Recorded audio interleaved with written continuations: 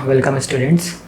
आज जो हम लोग देखेंगे वो देखेंगे टाइप्स ऑफ क्या चीज़ सेल सिग्नलिंग में थर्ड टाइप क्या चीज़ है इंडोक्राइन सेल सिग्नलिंग के बारे में। ठीक है, इससे पहले वाले वीडियोस में हम लोगों ने देख लिया था टाइप्स ऑफ सेल सिग्नलिंग में ऑटोक्राइन सेल सिग्नलिंग देख लिया था, उसके एग्जांपल्स भी देख लिया था, पैराक्राइन सेल सिग्नलिंग भी देख लिया था, उसका भी एग्जांपल्स देख लिया था। ठीक है, आज हम लोग देखेंगे इंडोक्राइन सेल सिग्नलिंग। ठीक है ना, तो देखो क्या चीज़ है इंडोक्राइन सेल सिग्नलिंग को याद रखना लॉन्ग रेंज सेल सिग्नलिंग भी बोलते हैं। ठीक है, मतलब हो गया कि इसमें जो भी सिग्नलिंग सेल रहेगा और जो टारगेट सेल रहेगा वो एक दूसरे से बहुत दूर प्रेजेंट होगा, बहुत डिस्टेंट में रहेगा। ठीक है ना। हाँ, ऑटोक्राइन में क्या हो रहा था, तो ऑटोक्राइन में देखो जो मतलब ये था सिग्नलिंग सेल था, वही सिग्नलिंग सेल क्या कर रहा था, हम लोग बोलेंगे सिग्नलिंग मॉलिक्यूल्स को बना रहा था और वो सिग्नलिंग मॉलिक्यूल्स अपने ही रिसेप्टर्स से बाइंड कर रहा था और क्या हो रहा था, हम लोग बोलेंगे सेल्यूलर फंक्शंस हो रहा था। ये ऑटोक्राइन सेल सिग्नलिंग में था, मतलब सिग्नलिंग सेल भी ये खुद था और टारगेट सेल भी ये खुद था। ठीक है, ऑटोक्राइन में। ठीक है,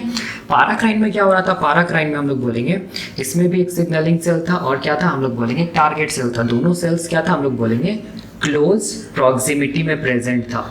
ठीक है, तब जाके हम लोग बोलेंगे एक सेल क्या कर रहा था, सिग्नलिंग सेल क्या कर रहा था, सिग्नलिंग मॉलिक्यूल्स को बना रहा था, सिक्रीट कर रहा था, और इसके सामने वाला जो सेल है उस पर रिसेप्टर्स था सिग्नलिंग मॉलिक्यूल्स का जिससे वो बाइंड कर रहा था और क्या हो रहा था, सेल्यूलर फंक्शंस हो रहा था किसमें, टारगेट सेल में। ठीक है, मतलब यहाँ पर खुद सेल ही क्या है, सिग्नलिंग सेल, और यही सेल क्या चीज़ है, हम लोग बोलेंगे टारगेट सेल है ऑटोक्राइन सेल सिग्नलिंग में।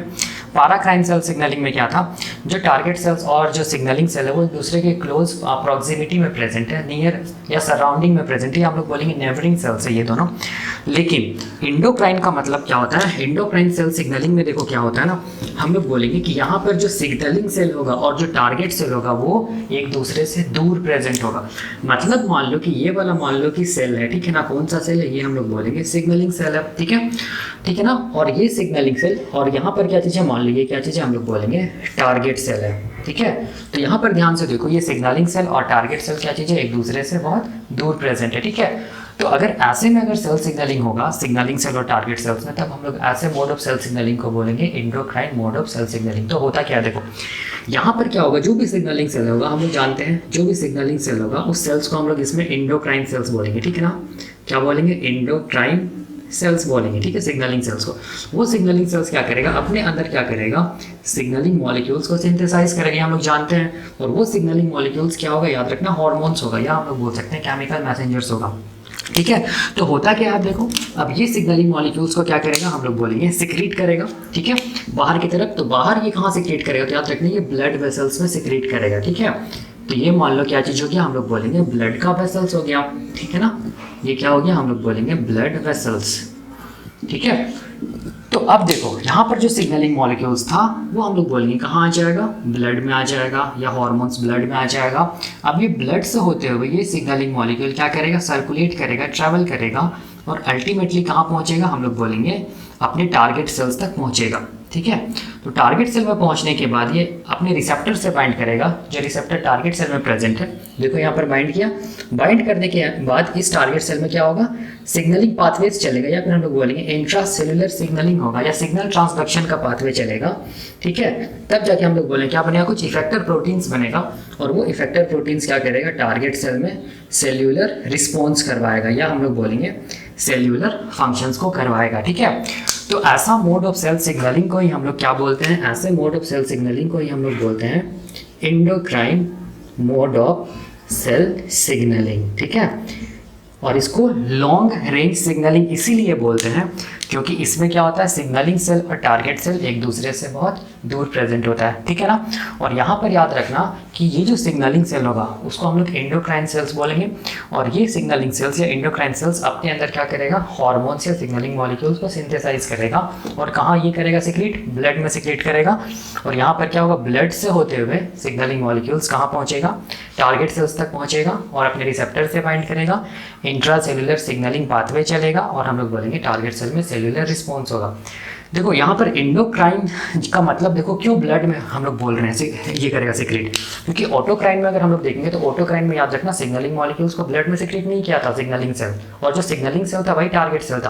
पैराक्राइन में क्या था, दोनों सेल्स एक दूसरे की क्लोज प्रॉक्सिमिटी में था, वहाँ पर भी क्या था, सिग्नलिंग मॉलिक्यूल्स को सिग्नलिंग सेल्स ब्लड में सिक्रेट नहीं किया था। लेकिन यहाँ पर क्या हो रहा है, जो सिग्नलिंग सेल्स है वो सिग्नलिंग मॉलिक्यूल्स को ब्लड में सिक्रेट कर रहा है। तो क्यों ब्लड में सिक्रेट कर रहा है, तो देखो इसीलिए कर रहा है क्योंकि नाम से ही जाओ, नाम से देखो क्या चीज़ है, एंडोक्राइन सेल सिग्नलिंग है ना। तो जब भी एंडो वर्ड आएगा, एंडो का मतलब हो गया विद इन, ठीक है, क्राइन का मतलब हो गया सिक्रीशन, मतलब एंडोक्राइन का लिटरल मीनिंग क्या हो जाएगा, हम लोग बोलेंगे इंटरनल सिक्रीशन, ठीक है। इंटरनल सिक्रीशन का मतलब हमारे बॉडी में क्या होता है, ब्लड, ठीक है ना। इसीलिए एंडोक्राइन जितना भी सेल्स होता है ना, सारा का सारा अपना सिक्रेशन को क्या करता है, ब्लड में सिक्रीट करता है। और हम लोग जानते हैं कि एंडोक्राइन जब भी वर्ड आएगा तो इसका मतलब हो गया कि वो क्या चीज़ को बनाएगा, हार्मोन्स को बनाएगा, और वही हार्मोन्स यहाँ पर क्या चीज़ का काम करेगा, सिग्नलिंग मॉलिक्यूल्स का काम करेगा, और वो ब्लड से होते हुए कहाँ पहुँचेगा, टारगेट सेल्स तक, और हम लोग बोलेंगे क्या कराएगा, टारगेट सेल में सेलुलर रिस्पॉन्स कराएगा। यही मैंने यहाँ पर लिखा है, ठीक है।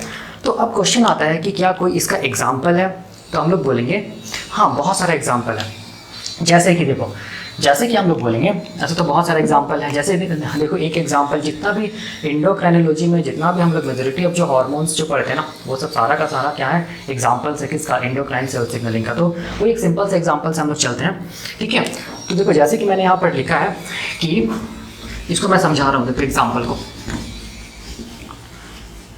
ठीक है। देखो हम लोग ये जानते हैं कि जो ओवरी होता है ना, ठीक है, जो ओवरी होता है, ये मान लो क्या चीज़ है, ओवरी है, ठीक है, ये क्या चीज़ है, ओवरी है। और ओवरी में क्या होता है, हम लोग बोलेंगे प्राइमरी फॉलिकल बनता है, सेकेंडरी फॉलिकल बनता है, टर्शियरी फॉलिकल बनता है, क्या बनता है, ग्राफियन फॉलिकल बनता है, ओव्यूलेशन होता है, फिर ये ग्राफियन फॉलिकल फिल्ड विद क्या चीज़, ब्लड, जिसको हम लोग कॉर्पस हिमोरेंजियम बोलते हैं। फिर ये कुछ समय के बाद ल्यूटीन सेल से ये हो जाता है, क्या बोलते हैं, फिल हो जाता है, जिसको हम लोग बोलते हैं कॉर्पस ल्यूटियम। फिर ये कॉर्पस ल्यूटियम डिजेनरेट कर जाता है, जिसको हम लोग बोलते हैं कॉर्पस एल्बिकन, इसको हम लोग बोलते हैं ओवारियन साइकिल, ठीक है। ओव्यूलेशन होगा, ठीक है, एक बाहर आएगा, इस प्रोसेस को बोलते हैं ओव्यूलेशन।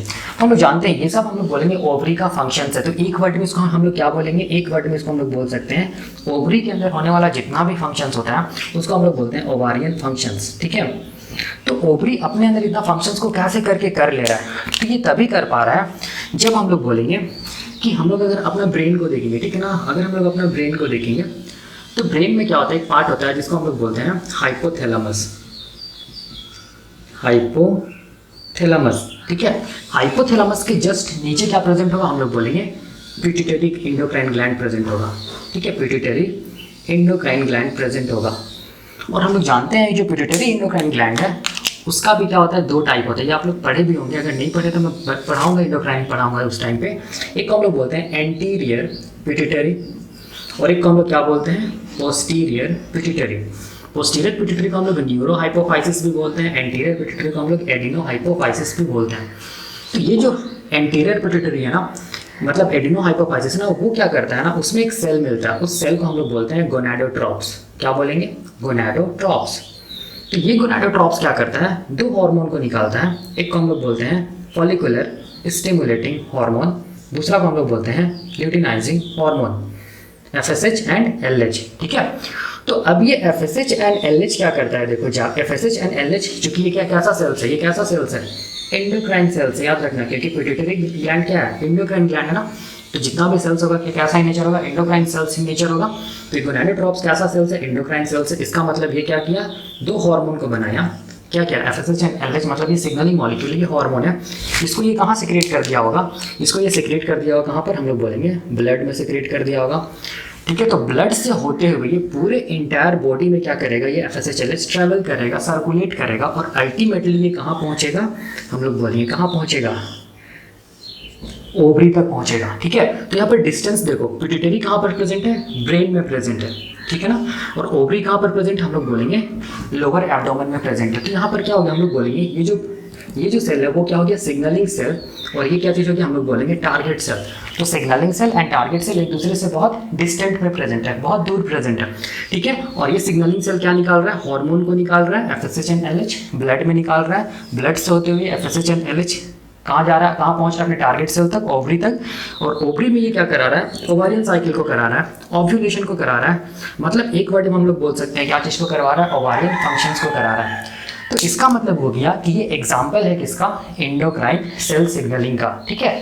यही मैंने यहाँ पर लिखा है, और भी बहुत सारा एग्जाम्पल्स हैं एंडोक्राइन सेल सिग्नलिंग का। वो एंडोक्राइनोलॉजी जब आप लोग पढ़िएगा या जब मैं पढ़ाऊंगा तो उस टाइम पे बताऊंगा। जनरली मेजोरिटी ऑफ जो हार्मोन्स जो होता है ना, उसका फंक्शन ही होता है क्या बोलेंगे, एंडोक्राइन सेल सिग्नलिंग के रूप में, ठीक है।